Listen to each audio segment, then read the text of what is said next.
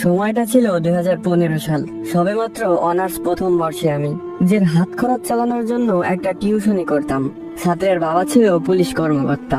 হঠাৎই তার ট্রান্সফার হয়ে যায় অন্য কোথাও, তাই তারা চলে যায় আর আমার হাত খরচের একমাত্র মাধ্যমটাও হারিয়ে যায়। তখন আমি অনেক খুঁজেও একটা টিউশনি জোগাড় করতে পারলাম না। তারপর একদিন রাতে আমার বন্ধু আবির কল করে বলল একটা টিউশনি আছে, ক্লাস 9-এর একটা মেয়েকে পড়াতে হবে। মেয়ের বাবা ইতালি থাকে, তাই বেতন নিয়ে কোনো চিন্তা নেই, বাড়িয়েই দিবে।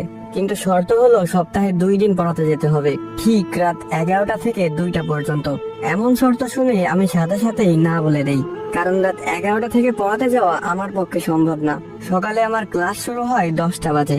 ঘুমাবো কখন এই সময় পড়াতে গেলে? কিন্তু তারপর আবির যা বললো তাতে আমার ঘুম হারাম হয়ে গেল।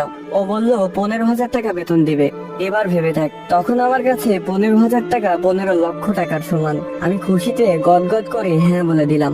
আবির আমাকে ঠিকানা টেক্সট করে দিল আর বলল শুধুমাত্র শনিবার এবং রবিবার রাতে যেতে হবে। আমার কাছে বিষয়টা কেমন জানি অদ্ভুত লাগলো, কিন্তু টাকার নেশায় কিছুই মাথায় নিলাম না। 2 দিন পর শনিবার আমি রওনা দিলাম আবিরের দেওয়া ঠিকানা অনুযায়ী।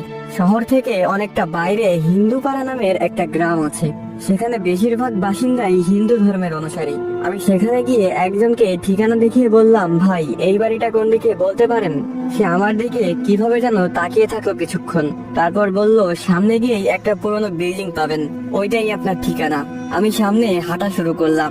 একবার পিছনে তাকিয়ে দেখলাম লোকটা এখনো সেই অদ্ভুত ভঙ্গিতে আমার দিকে তাকিয়ে আছে। কেমন যেন একটু লাগছে আমার ভিতরে, মনটা সাই দিচ্ছে না যেতে। কিন্তু 15,000 টাকার কথা মনে পড়লেই আবার মন বদলে যায়। না, গিয়েই দেখি। একটা পুরোনো বিল্ডিং এর সামনে এসে দাঁড়ালাম। হ্যাঁ, এটাই সেই ঠিকানা। 11টা বাজতে আর 1 মিনিট বাকি। আমি গিয়ে দরজাটা নক করার সাথে সাথে দরজাটা খুলে গেল। মনে হচ্ছে কেউ যেন আমার জন্য দরজার কাছেই দাঁড়িয়েছিল। দরজা ধাক্কা দিতেই খুলে গেল। হ্যাঁ করে একটা শব্দ হলো, কিন্তু সেখানে কেউ ছিল না। তাহলে দরজা খুললো কে? আমি কখনো ভূত প্রেত এসবে ভয় পেতাম না, অনেক দেখেছি জীবনে এসব। একটা কথা বুঝে গিয়েছিলাম, সেটা হলো তাদেরকে ভয় পেলেই তারা মাথায় চড়ে বসে। তাই নিজেকে খুব শান্ত করে বাসায় প্রবেশ করলাম। বাসার ভিতরটা কেমন যেন অন্যরকম দেখতে। প্রতিটা দেয়ালে